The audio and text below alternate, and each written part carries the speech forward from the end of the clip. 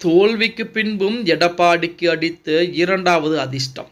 மகிழ்ச்சியிலே அதிமுகவினர் நண்பர்களே, நம்ம அதிமுக தொண்டர்களாக இருந்தீங்க அப்படின்னா மறக்காம நம்ம சேனலை சப்ஸ்கிரைப் பண்ணிட்டு இந்த வீடியோக்கு ஒரு லைக் பண்ணிருங்க.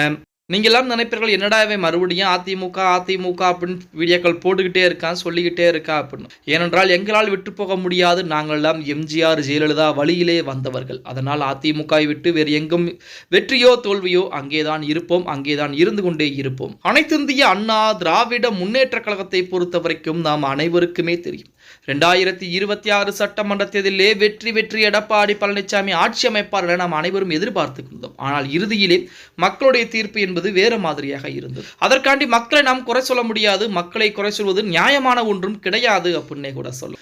இப்படிப்பட்ட ஒரு சூழலில் தோல்விக்கு பின்பும் எடப்பாடி பழனிசாமிக்கு அதிர்ஷ்ட காற்று என்பது காத்து கொண்டிருக்கிறது அப்படின்னே கூட சொல்லும். இப்ப விஜய் அவர்களுக்கு ஆட்சி அமைப்பதற்கு 11 தொகுதிகள் என்பது வேண்டும். இந்த நேரத்தில் தான் பாஜகவுடைய வேலைப்பாடுகள் என்பது ஆரம்பிக்கப்பட்டது. அதாவது நேற்றுக்கு முன்தினமே நமது விஜயின் மூலமாக ஆளுநருக்கு கடிதம் எழுதப்பட்டது. ஆனால் இன்று வரைக்கும் ஆளுநரில் இருந்தும் ஆளுநர் மூலமாக எந்த ஒரு பதிலும் வரல. ஏன்னா அந்த இடத்திலே பாஜகவுடைய சித்து விளையாட்டுகள் என்பது ஆரம்பிக்கப்பட்டு விட்டது. அது ஒரு புறம் இருந்தாலுமே தற்சமயம் ஆட்சி அமைப்பதற்கு 11 தொகுதிகள் என்பது வேண்டும். இந்த 11 தொகுதிகளுமே பார்த்தீங்கன்னா அந்த 11 தொகுதிகள் மட்டும் இருந்தால் 5 ஆண்டுகள் ஆட்சி அமைக்க முடியுமான வாய்ப்புகள் என்பது கிடையாது.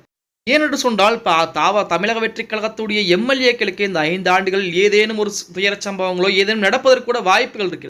அப்படி நடந்தாலும் காலியான தொகுதி என்று அறிவிக்கப்படும். அதன் காரணமாகத்தான் அதிமுகவுடைய கூட்டணியை எதிர்பார்த்து காத்து கொண்டிருக்கிறது தமிழக வெற்றி கழகம். தமிழக வெற்றி கழகத்தை பொறுத்த வரைக்கும் இன்னும் 11 தொகுதிகள் இல்லை, அதாவது ஒரு 15 தொகுதிகளாக எக்ஸ்ட்ரா இருக்கக்கூடிய கட்சியாக அதிமுகவை நாம் தேர்ந்தெடுக்க வேண்டும் என முடிவுகள் செய்யப்பட்டு தற்சமயம் ரகசியமான ஒரு பேச்சுவார்த்தையும் நடந்து கொண்டிருக்கிறது. அந்த ரகசிய பேச்சுவார்த்தையின் முடிவிலே எடப்பாடி பழனிசாமியின் மூலமாக ஒரு கோரிக்கை என்பது தமிழக வெற்றி கழகத்திற்கு வைக்கப்பட்டிருக்கிறது. அதாவது 2 கோரிக்கை என்பது வைக்கப்பட்டிருக்கிறது. அந்த 2 கோரிக்கையிலே முதல் கோரிக்கை, முதல் 2 ஆண்டுகள் அதிமுகவிற்கு முதல்வர் பதவி, அடுத்தபடியாக அதிமுக இருக்கக்கூடிய ஒரு நபருக்கு தான் சபாநாயகர் பதவி என்பது நீங்கள் கொடுக்க வேண்டும். இந்த 2 நிபந்தனைகளுக்கு சரி என்று சொன்னால் அதிமுகவுடைய ஆதரவு உங்களுக்கு கிடைக்கும். இல்லை என்றால் அதிமுகவுடைய ஆதரவுகள் கிடைக்காது. நீங்கள் 118 தொகுதிகள் நிரூபிக்க தற்சமயம் ஆட்சி அமைக்கலாம். அதாவது முதல்வர் பதவியிலேயே நமது விஜய் அவர்கள் தற்காலிக அமர்த்தப்படுவார்.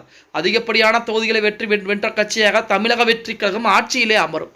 ஆனால் ஒருவேளை 6 மாதங்களுக்குள் பெரும்பான்மை என்பது நிரூபிக்க தவறினால் மறுபடியும் தமிழகத்திலே சட்டமன்றத்தில் என்பது நடத்தப்படும், விஜயுடைய ஆட்சி கவிழ்க்கப்படும் அப்படின்னே கூட சொல்லலாம். அதற்காகத்தான் அதிமுகவுடைய ஆதரவை எதிர்நோக்கி காத்து கொண்டிருக்கிறது தமிழக வெற்றி கழகம். இப்படிப்பட்ட ஒரு சூழலில் அதிமுக எடப்பாடி பழனிசாமியை பொறுத்த வரைக்கும் தோல்விக்கு பின்பும் மிகப்பெரிய அதிர்ஷ்டம் என்பது காத்து கொண்டிருக்கிறது. ஒன்று சபாநாயகர் பதவியாவது கிடைக்கும், இல்லை என்றால் 2 ஆண்டுகள் முதல்வர் பதவியாவது கண்டிப்பாக கிடைத்துவிடும். எது எப்படி இருந்தாலும் அதிமுகவிற்கு பொறுத்திருந்துதான் பார்க்க வேண்டும். ஓகே கைஸ், வீடியோ பிடிச்சிருந்தா மறக்காம லைக் பண்ணி போடக்கூடிய வீடியோ பற்றின கருத்துக்களை கீழே மறக்காம கமெண்ட் பாக்ஸ்ல பதிவு பண்ணுங்க.